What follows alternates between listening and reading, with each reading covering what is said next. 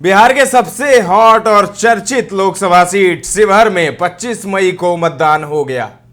अब वोटिंग के बाद जो बातें निकल करके आ रही है कि शिवहर में एनडीए की उम्मीदवार लवली आनंद आरजेडी उम्मीदवार रितु जायसवाल को 50,000 से 90,000 वोट के अंतराल से पटकनी दे देंगी।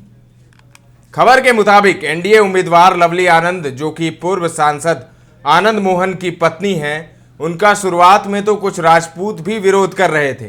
हालांकि वे आनंद मोहन से नहीं बल्कि उनके विधायक बेटे चेतन आनंद से नाराज थे।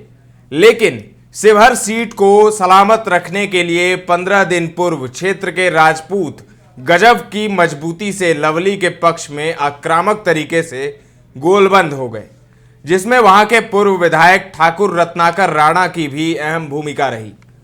राजपूतों के इस आक्रामक गोलबंदी का ही दुष्परिणाम था कि क्षेत्र के पिछड़े तबके के लोग भी अपनी गोलबंदी रितु जायसवाल के पक्ष में करना शुरू कर दिए। वहीं मनोज झा विवाद के बाद ब्राह्मण और भूमिहार ने भी आनंद मोहन का विरोध कर आरजेडी की ओर बाहें फैलाना शुरू कर दिया था। लेकिन उन्हें झटका तब लगा जब मंच से खुलेआम रितु जायसवाल ने कहा कि टाइटल वालों से जीतने पर बिना टाइटल वाले हिसाब किताब करेंगे। इस घटना के बाद ब्राह्मण एवं भूमिहार समाज ने भी इक्का दुक्का को छोड़ दें तो लवली आनंद को ना चाहते हुए भी मोदी के नाम पर समर्थन दे दिया। शायद यही रितु जायसवाल ने अपनी हार की नींव रख दी थी। हालांकि सवर्ण समाज संभवतः गोलबंद हो ही जाता, लेकिन इस गोलबंदी को मजबूत रितु जायसवाल ने स्वयं ही कर दिया और उन्होंने ऐसा बयान यह सोच कर दिया था कि पिछड़े वर्ग के लोग भी उनके लिए गोलबंद होंगे। लेकिन मोदी लहर में उनका ये दांव भी उल्टा बैठ गया। फिर भी ब्राह्मण समाज ने तब तक इंतजार किया जब तक सीतामढ़ी में राजपूत समाज ने खुलेआम देवेश चंद्र ठाकुर के लिए वोट की अपील एवं वोट नहीं कर दिया।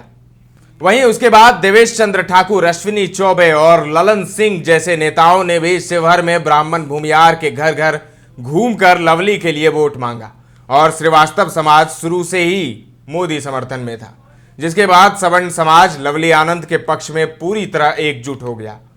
वहीं रितु जायसवाल को दूसरा झटका चुनाव से ठीक 48 घंटे पहले लगा, जब मोतिहारी में रैली के दौरान मोदी ने शिवहर में लवली को जिताने की अपील की।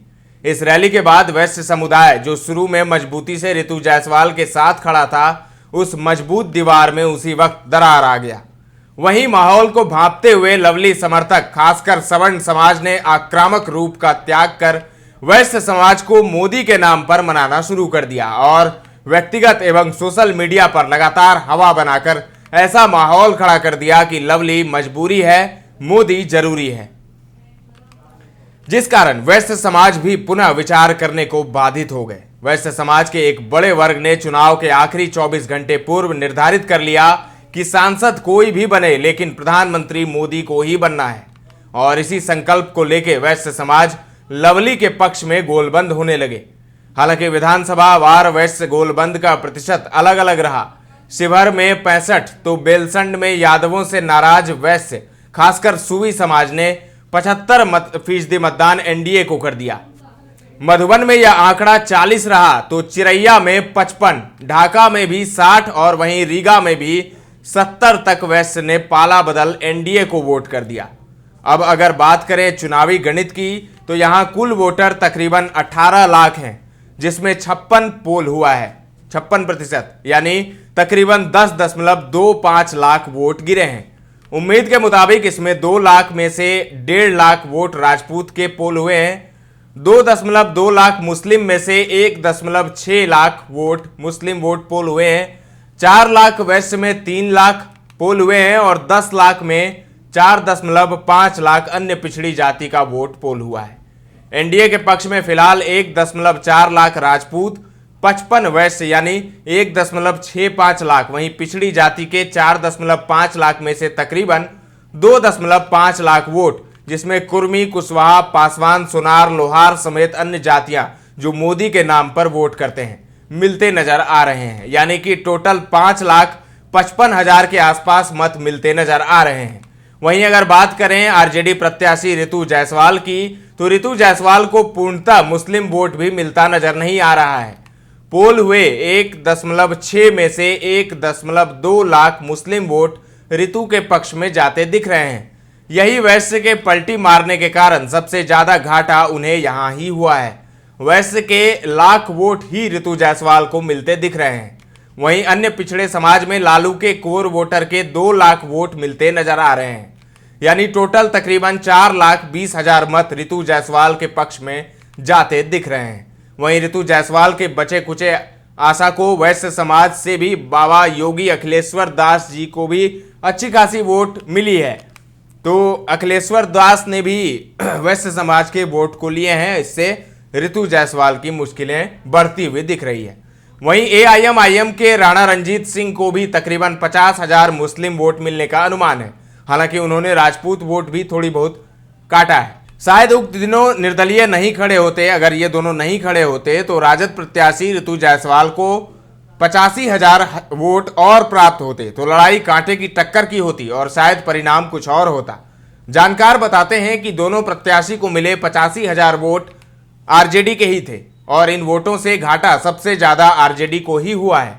हालांकि खबर यह भी है कि लवली को मिले 1.65 लाख वोट वैश्य वोटों में से 65,000 वोट शुरू में बाबा के साथ थे, क्योंकि ये वो वोटर थे जो भले ही एनडीए के प्रत्याशी से खपा थे लेकिन किसी हाल में आरजेडी को वोट देने को तैयार नहीं थे, जो शुरुआत में किसी और के साथ खड़े थे और अंतिम में मोदी नाम पर एनडीए के तरफ चले गए। इस हिसाब से देखा जाए तो शुरुआत में जो वैश्य बिल्कुल भी एनडीए प्रत्याशी को वोट देने को तैयार नहीं थे, वो दो पक्ष में बटे हुए थे और मोदी लहर में लाख वैश्य ने ऋतु जायसवाल को कहीं, परंतु महिलाओं ने एनडीए प्रत्याशी को बेतरनी पार करा दी है। सबसे ज्यादा महिला मतदाता ने एनडीए प्रत्याशी के पक्ष में वोटिंग की है।